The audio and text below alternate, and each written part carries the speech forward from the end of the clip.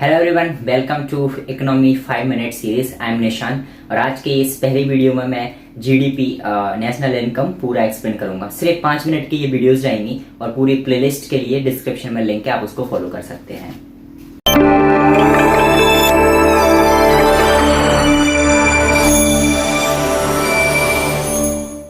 National income GDP, देखो क्या होता है जीडीपी। जैसे 4 चीजें हैं, GDP, NDP, GNP and NNP, यानी कि gross domestic product, net domestic product. तो ये हर चीज में कॉमन क्या है? प्रोडक्ट। अभी प्रोडक्ट क्या होता है, ठीक है? तो देखो जीडीपी, ठीक है, नेशनल इनकम कैलकुलेट करने के लिए सबसे मेन चीज जीडीपी, इसको सबसे सही तरीका माना जाता है। तो देखो जीडीपी क्या है? All goods and services produced in a financial year और इन अ ज्योग्राफिकल बाउंड्रीज और टेरिटरी। मतलब किसी एक कंट्री या एक जो बाउंड्री के अंदर जितनी भी गुड्स हैं और सर्विसेज हैं, अगर वो प्रोड्यूस हो रही हैं तो उसको क्या मानेंगे? जीडीपी मानेंगे, ठीक है? और इसमें मेन चीज क्या है? फाइनल प्रोडक्ट्स काउंट होंगे बस। फाइनल प्रोडक्ट्स, जो इंटरमीडिएट गुड्स होते हैं वो इसमें नहीं होंगे। जैसे कि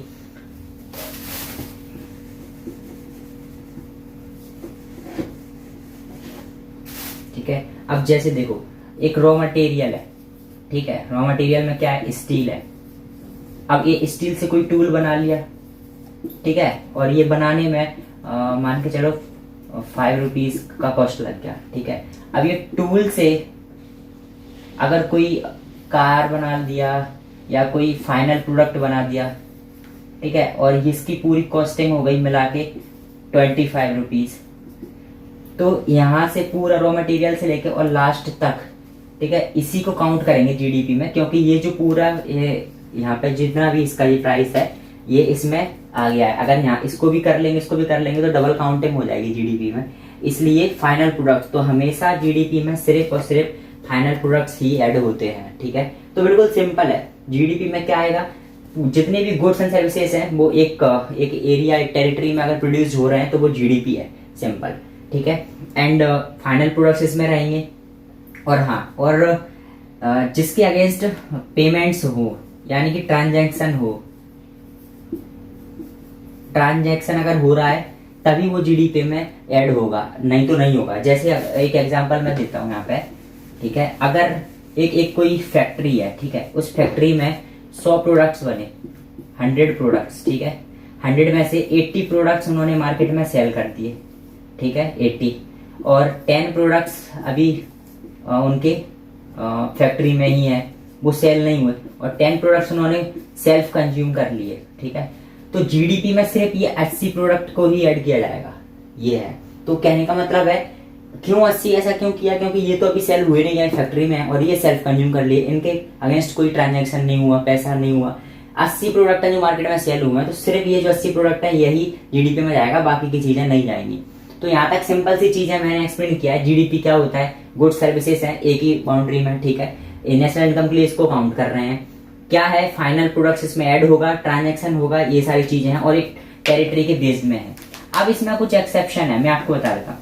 देखो अब जैसे मैं एक चीज देता हूँ, मान के चलो, हाँ, एक चीज याद रखना कि जो फर्स्ट टाइम हो रहा है प्रोडक्शन, फर्स्ट टाइम प्रोडक्शन,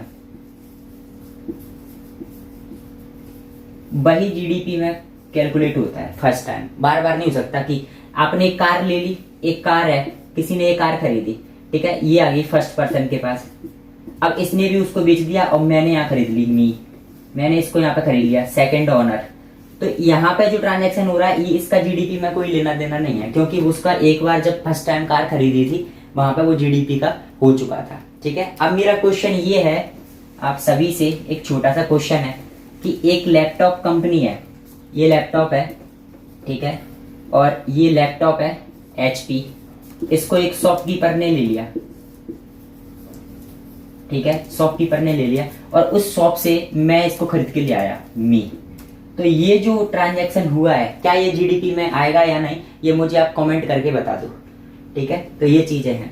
अभी जीडीपी का कुछ एक्सेप्शन है वो देख लो, ठीक है। अब जैसे मैंने यहाँ पे क्या बोला था कि हमारा जो कंट्री है, टेरिटरी है, इसके अंदर कुछ भी चीजें हो रही होंगी वो जीडीपी में आएगा। बट इसमें एक्सेप्शन क्या है, देखो अगर एम्बेसी है,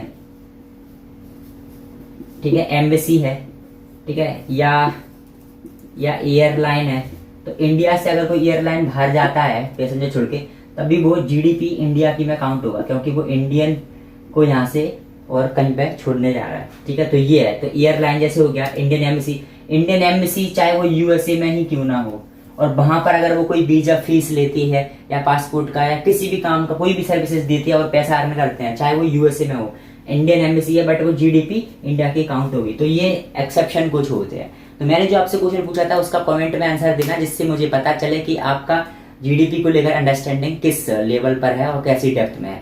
बाकी ऐसी और भी वीडियोस के लिए चैनल को फॉलो कर लें और प्लेलिस्ट को पूरा फॉलो करें, लिंक डिस्क्रिप्शन में रहेगी। और ऐसे 5 से 6 मिनट की वीडियोस में सारे इकोनॉमी के बेसिक्स कॉन्सेप्ट्स को हम कवर कर लेंगे। Thanks for watching, and if you found this video helpful, so please share with others. Thank you.